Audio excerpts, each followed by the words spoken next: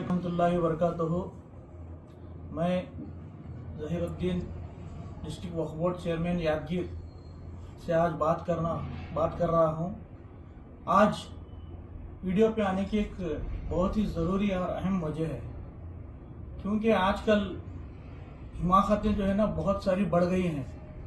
आज एक बंदा चित्रदुर्गा से दादा पीर, ये जो है ना गलत इल्ज़ाम जो है ना अनवर बादशाह साहब के पास उनके बारे में लगा रहा है। इसको समझ में नहीं आ रहा है कि बोलना क्या है। ये हर बात में मैं चैलेंज करता हूँ, मैं ये करता हूँ, वहाँ पे जो है ना खबरस्तान की कब्जा हुआ है और उनके गाड़ियाँ चले हैं। इसको बात करने का कोई ढंग नहीं है। और ये 10-12 साल पुरानी बात जो है ना आज आकर कर आए। अगर इसके पास वक्त था, जब छोटा बच्चा तो नहीं था, 10 साल पहले 12 साल पहले जब गाड़ियां चल रही थे, तब क्या करते बैठे थे आप दादा पीर साहब? जब आपकी जबान में ताकत नहीं थी, या आप क्या मुंह में दूध की शीशी पकड़ लिए थे, किसी के अपने घर वालों के जो पल्लू में छुप के बैठे थे? जब गाड़ियां चल रही तो आप जाना था। क्या कर रहे थे चित्रदुर्ग वाले और दूसरे भी लोग थे ना? जब गलत हो रहा तो जाना था, जाके रुकाना था। वो छोड़ के अब आप 12 साल के बाद एक बंदा जो है ना पूरे स्टेट में जो है ना अपना काम कर रहा है, डिस्ट्रिक्ट जाके जो है ना चेयरमैन बन के वहाँ के हालात को देख रहा है, वहाँ के नुकसान क्या क्या है वक्फ बोर्ड में वो देख रहा है, ऑफिसरों को जो है ना टाइट कर रहा है। और इससे पहले जो है ना कोई ऐसा वक्फ बोर्ड चेयरमैन हम तो नहीं देखे इतना जो है ना काम करने वाला। और कभी भी फोन कर तो 1 सेकेंड में फोन उठा दे अनवर साहब। और चलो उसके बाद जो है ना हम तो उनको 6 साल से देख रहे हैं, उनका काम देख रहे हैं, और ना एक बंदा भी आज तक जो है ना हमारी एक चाय नहीं पिए उन्होंने। उल्टा जो है ना हमको गए तो काम करके दिए और खुद चाय पिला के खाना खिला कर भेजा। ऐसा बंदा है वो। उन्हें जो है ना आप गैर जरूरी उसको बोल रहे हैं कि आप खबरस्तान कब्जा करे, मेरे गाड़ियां आए वो है। कहां से तुम क्या कर रहे थे? तुम्हारे को जब कौम का दर्द नहीं था जब, और आपके पास कुछ है, रिपोर्ट है आपके पास, तो जाके जो है ना चित्रदुर्गा के तहसीलदार के पास जाओ, डीसी के पास जाओ, पुलिस के पास जाओ, कब्जा है तो हटाओ। अब खामोखा जो है ना मैं पब्लिक में आके मैं एलिगेशन लगाऊंगा उनके पास, तो ये गलत बात है। आपके पास सब कुछ है, आप जो है ना वहां पे चित्रदुर्गा में ही करना है सब। आप स्टेट में आके उनको चैलेंज करते बैठे क्यों? अब उन्होंने चेयरमैन बनने वाले हैं बोल के आपको देखा नहीं जा रहा, तकलीफ हो रही। अब आपके घर वाले अब भेज रहे आपको, क्या समझ में नहीं आ रहा। और आपसे उनसे कोई दुश्मनी है, पर्सनल दुश्मनी लाके आप उनसे बदला नहीं ले सक रहे, यहाँ पे बोलना चाह रहे। क्या है आपका तरीका? अगर आप सच्चे ईमानदार रहते तो किसी की भी, कोई भी अनवर साहब रहने दो, कोई भी 1 इंच भी वक्फ बोर्ड की जमीन अगर कब्जा कर रहा है तो आप जाके ठहरना। फिर आप मुतल्लिया इलेक्शन क्यों लड़े?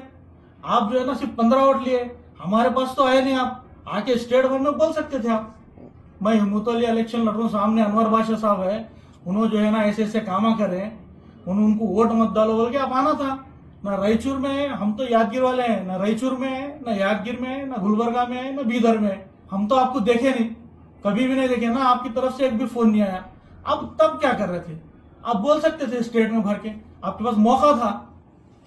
जब आपको समझ में नहीं आया अनवर बादशाह साहब जो है ना कब्जा करें बोल के, और आप डाले क्यों मुस्लिम? आप मुतल्लिया इलेक्शन लड़े क्यों? आपको कहीं भी अगर फिरना नहीं है, किसी को वोट पूछना नहीं है, तो आप चित्रदुर्ग हद तक आपके राज क्या था? ठहरने का राज ही समझ में नहीं आया आपका। आप बेशर्मी के जैसा जो है ना किसी को बोले नहीं कि सिर्फ 15 वोट लिए, ये आपकी हकीकत है। पता नहीं वो दालेस वाले भी कौन है, पता नहीं क्या करके डाले, आपको पता नहीं। अनवर बादशाह को पूरे स्टेट में जो है ना उनको वोट डाला गया, हाईएस्ट वोट 409 वोट से 409 वोट लेकर जीते हैं। अगर उनमें अगर वो बंदा अगर गलत होता तो हम कोई वोट नहीं डालते थे। हम यादगीर से 30 वोटर थे, हम 30 के 30 फर्स्ट वोट अनवर बादशाह साहब को डाले। ये हम हक से बोलते हैं, क्योंकि उन्होंने काम करें और काम करने का वादा दिए। ऐसे तुम्हारे जैसे मीर सादिक लोगों की वजह से हमारी कौम बदनाम है। वो भी एक मीर सादिक था, उन भी अगर टीपू सुल्तान के साथ गद्दारी नहीं करता तो आज कोई अंग्रेज जो है ना मैसूर से आगे नहीं बढ़ सकता था। वो टीपू सुल्तान को शहीद करने के बाद, मीर सादिक साथ देने के बाद, टीपू सुल्तान को मारने लगाने के बाद अंग्रेज जो है ना पूरे हिंदुस्तान में आगे बढ़ गए। ऐसे आप मीर सादिक की तरह हैं। आप एक कोई बंदा काम करना चाह रहा तो आप जो है ना काम करने से रोक रहे। आपको समझ में नहीं आ रहा? आप आपकी पर्सनली दुश्मनी की वजह से पूरे कौम का नुकसान करना चाह रहे हैं।